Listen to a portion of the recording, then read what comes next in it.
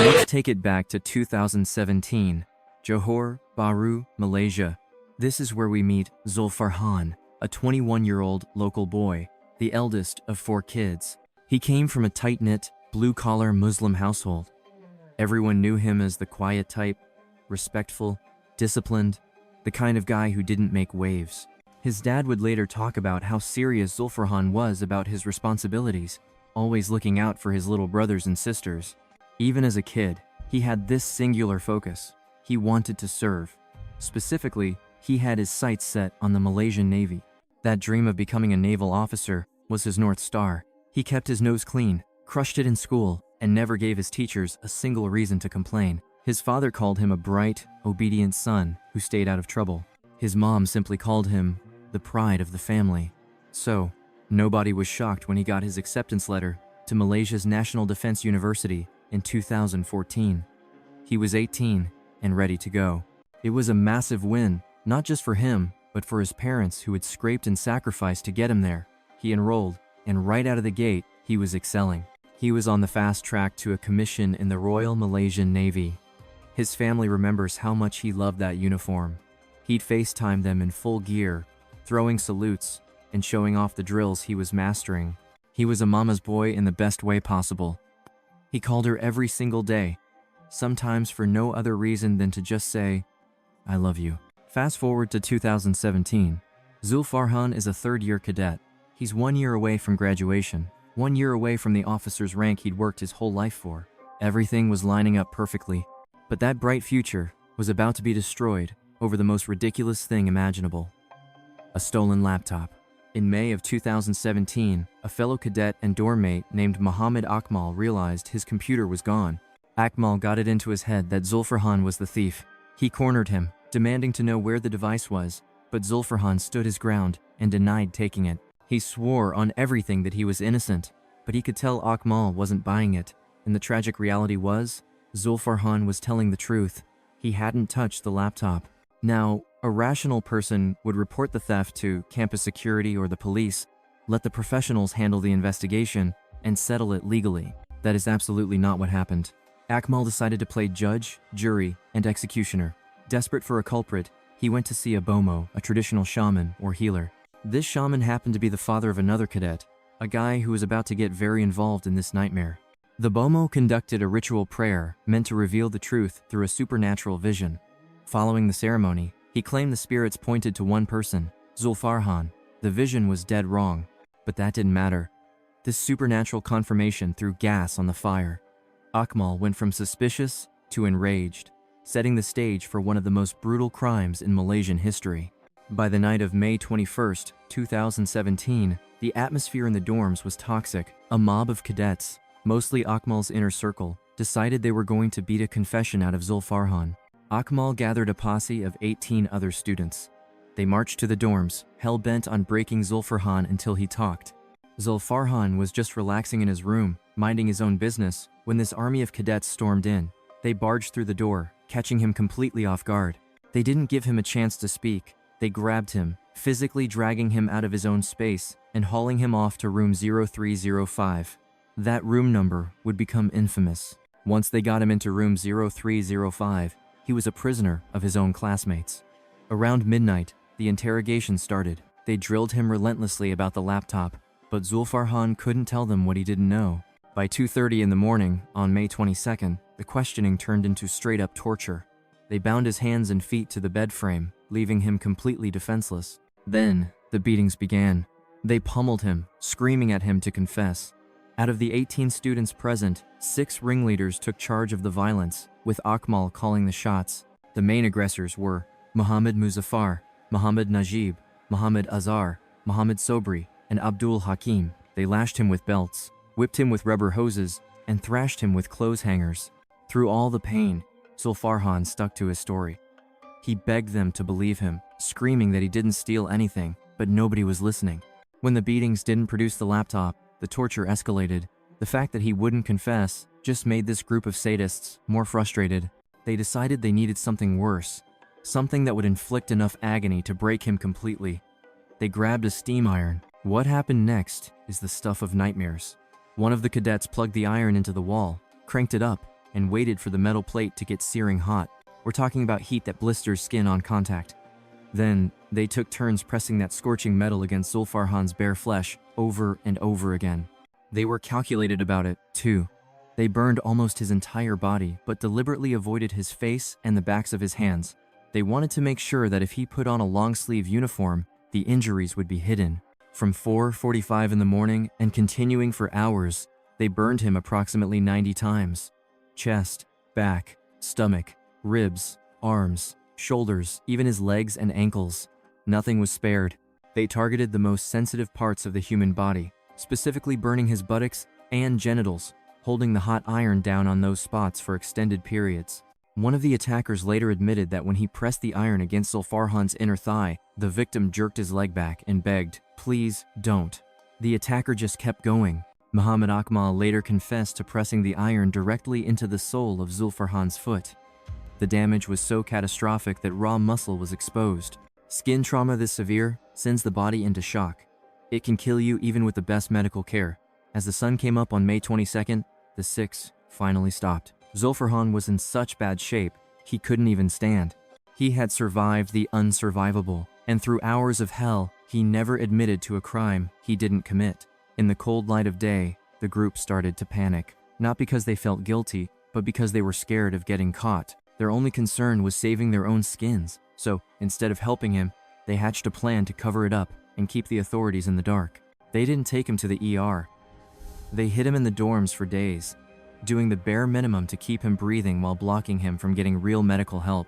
It is terrifying to think about the pain and fear Zulfarhan endured during those lost days. The cadets lied to lecturers, claiming he had a family emergency, while in reality, he was rotting in a dorm room, his body losing the battle against infection. The six ringleaders slapped some basic bandages on his burns, but even they could see he was fading. His condition was crashing, and fast. Finally, on May 27th, 5 full days after the torture, they realized he was going to die if they didn't do something. They drove him to a small private clinic in Bandar Baru Bangi, miles away from the university. 4 of the cadets brought him in, but they kept lying.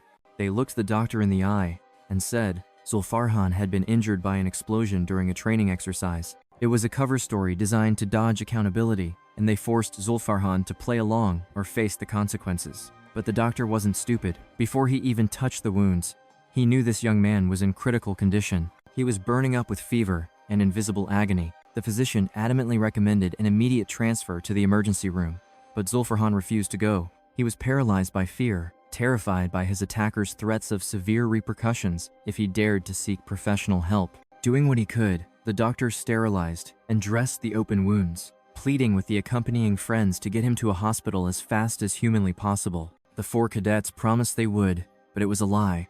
Instead, they hauled him back to the dormitory. 4 agonizing days dragged by, and by May 31st, Zulfarhan's condition had spiraled into a critical state.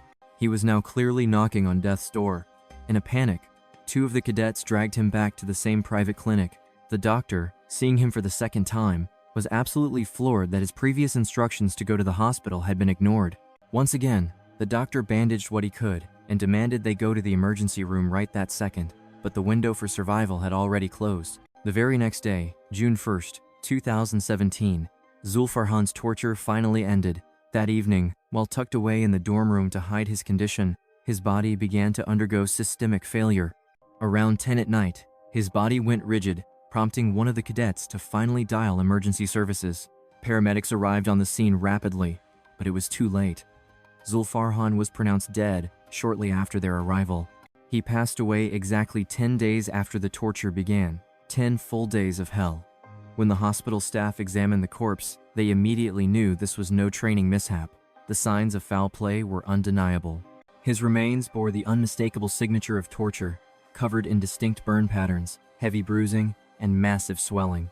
The autopsy revealed that the extensive burns had triggered massive inflammation and organ failure due to severe trauma and infection. The damage was so catastrophic that the pathologist noted he likely wouldn't have survived even if he had been admitted on day 1. The shocking autopsy report and initial red flags triggered an immediate manhunt.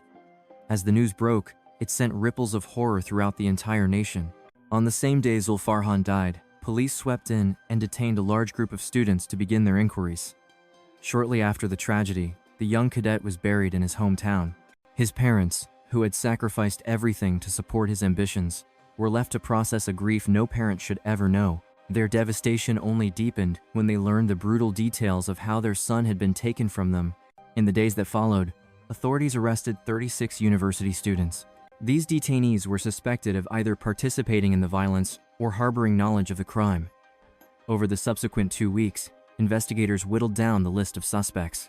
Authorities identified and arrested the 6 ringleaders responsible for the actual torture, along with 12 others who were present or involved to a lesser extent. Police secured the physical evidence, including the steam iron itself, which perfectly matched the burn patterns on Zulfarhan's skin. Investigators also seized blood-soaked belts and rubber hoses from the dormitory. The crime scene told a grim story, with blood traces found inside the room. Even more disturbing, investigators discovered shards of charred skin that had sloughed off the victim's body onto the floor. On June 14, 2017, a mere fortnight after the murder, charges were formally filed. 18 students were hauled before the magistrate to face justice. The 6 primary aggressors were singled out. They faced charges under Section 302 of the Penal Code for murder, a crime that carries a mandatory death sentence. The remaining students faced lesser charges, such as abetting the crime or failing to intervene. All 18 accused pleaded not guilty, while the core group of 6 provided inconsistent and contradictory statements during interrogation. Collectively, they tried to downplay their involvement, denying any intent to kill, and framing the nightmare as a disciplinary interrogation that had simply gotten out of hand. They insisted that ending his life was never the plan. However, the brutality of the case was so unprecedented that legal procedures were expedited to push the trial directly to the High Court. The High Court ruled to consolidate the charges into a single massive trial. This meant all 18 students would stand in the dock simultaneously, 6 for murder and the rest for abetting. The stage was set for a landmark legal battle that would captivate the public for years. The proceedings officially commenced on January 29, 2018.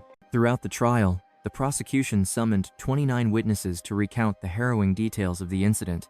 The stand saw a parade of forensic experts, the clinic doctor, Zulfarhan's roommates, and even peers of the accused who witnessed the early stages of the assault. Their testimonies, backed by hard evidence, constructed a terrifying narrative of the gruesome murder. The pathologist presented damning evidence of 90 separate burn marks, displaying photographs of exposed muscle and noting that the injuries covered him from head to toe, sparing only his face and the backs of his hands. Then, it was the torturers' turn to present their defense. Their stories were a mess of contradictions, with some admitting partial guilt, while others denied everything. Muhammad Akmal, identified as the ringleader, testified that he only continued the assault because Zulfarhan didn't fight back.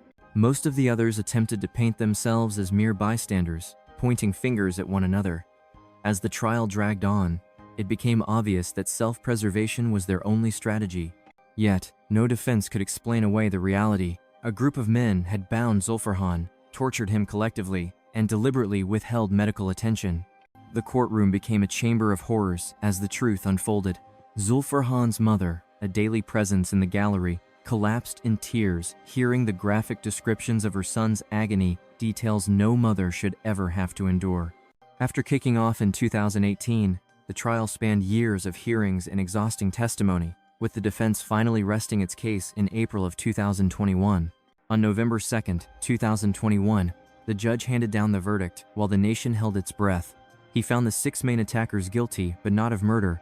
Instead, he convicted them of culpable homicide, not amounting to murder, essentially manslaughter, ruling that they caused his death without the specific intent to kill.